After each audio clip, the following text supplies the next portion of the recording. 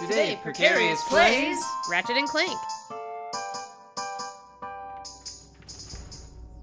Now he's back. Sorry, buddy.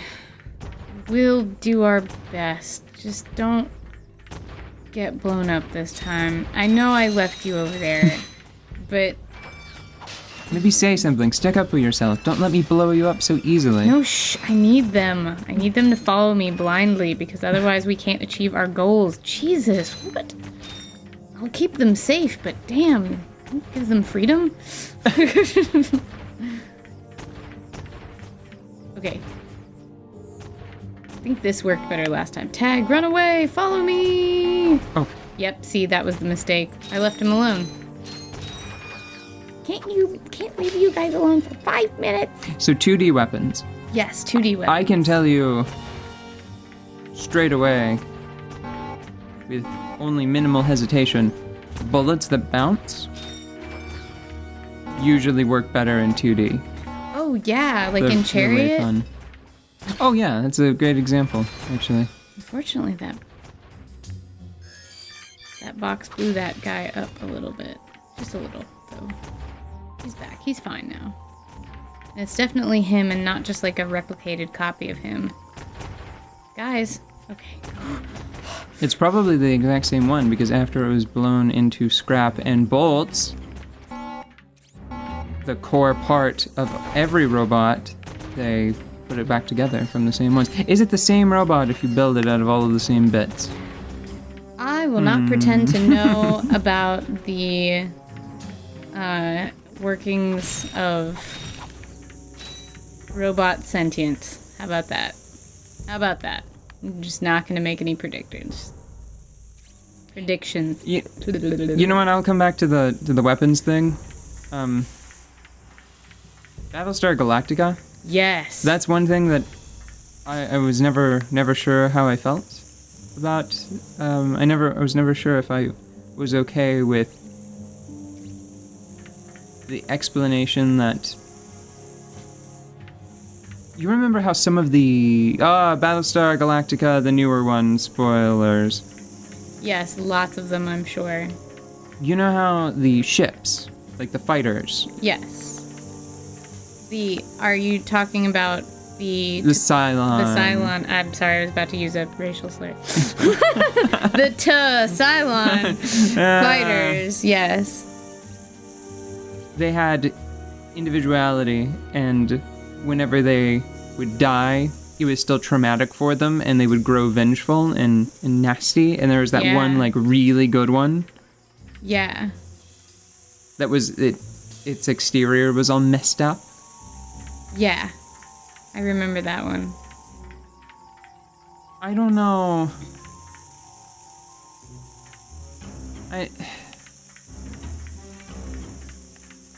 I don't know about that. Something about that seems dumb. Well, there was plenty of... Oh, gosh. I'm about to get distracted. Because, I mean, is it an intentional design flaw? Or maybe it's something engineered to make them fight harder? But there are better ways. You can... If you are a construct, you don't need fear or rage to improve. You can simply use analysis of the information. Yeah, but I think that... Which is why I think that it may be a design flaw. Because they were made by people, right? By the end, it's ambiguous, they right? might be people. So... but I mean, so it's a cycling situation. Yeah. So it is cyclical in nature. But they still had that origin, that their origins are still in the mentality of humans. Yes, so I think that because of the cyclical nature of inorganic, or of Cylons turning into humans, and then humans building something like Cylons, and then getting turned, like, defeated by themselves. You're one short, bruh. Oh.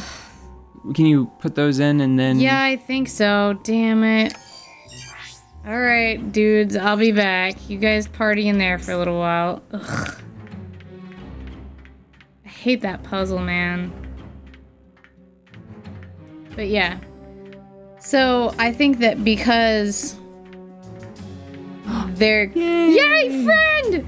Oh my god, just come here! Come to Papa! Thank you. Alright, let's go. Because...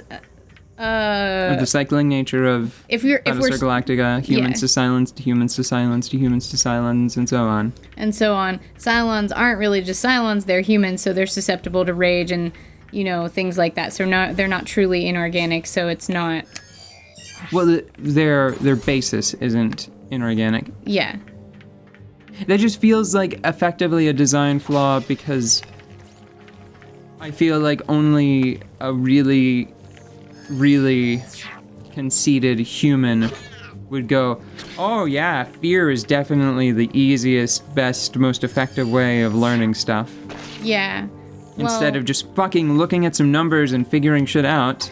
Yeah, and I don't know, like that Battlestar Galactica is probably not the best place to look at that because it is, like, by the end, so full of bullshit that it made me grumpy. I'm thinking about how we have a perfect way to study it every day now. Yeah. Because you and I experience death all the time, and then we can look at our mistakes and then learn from them. Like this. Although occasionally you do get pretty pissed. Yeah. You get pretty angry.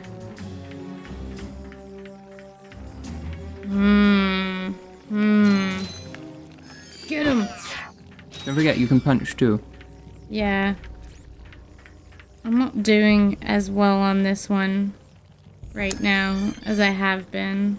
I think it's because I dragged Battlestar Galactica into this. That's my fault. I just really liked watching it, but I don't know if I like it. Okay, that's how I feel. All right, I really liked watching it, but I don't know if I actually like it after having time to sit on it and think about it. Oh shit! Don't go over there. All right, fine. We'll clear this place out too. It's funny. I don't remember many of the characters' names anymore. Oh, yeah. But I still remember individual scenes, because I've spoken a few different times about what I remember of a series. Yeah. Like, that's one of the most important things for me. Yeah. Is if I can remember any of it, you know? Mm-hmm. Like, if it has any amount of staying power. Yeah, the characters in that series were like, whew, messed up and interesting and changed all the time.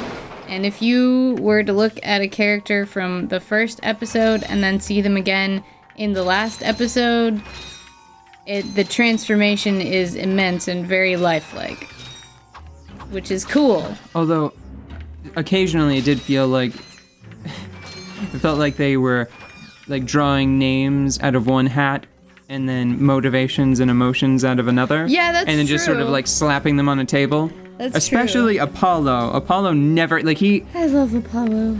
But he fucking, sometimes, you have to admit, sometimes it felt like they were just rolling like on a random table to see what he was gonna do in an episode. Yeah, I mean, you know, yeah. Maybe it's just because the show went on for so long, but I feel like they cheated sometimes, because sometimes what feels like it can feel like a complicated character, and it might just be a character where the writers just didn't know what to do, so they just had them do a lot of different shit. Until they had to try to, you know, consolidate all that into some sort of sense making. And they're like, oh, I guess this person's just complicated now. Like, everybody on that ship has, like, the Facebook status of, it's complicated.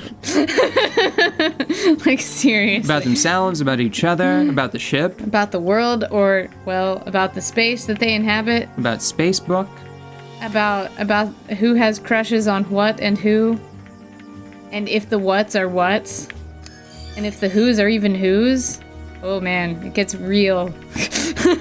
Also, the Who, You know, thinking about it though, inexplicably still in existence. in Battlestar Galactica has more in common with soap operas than most sci-fi, now that I'm thinking about it.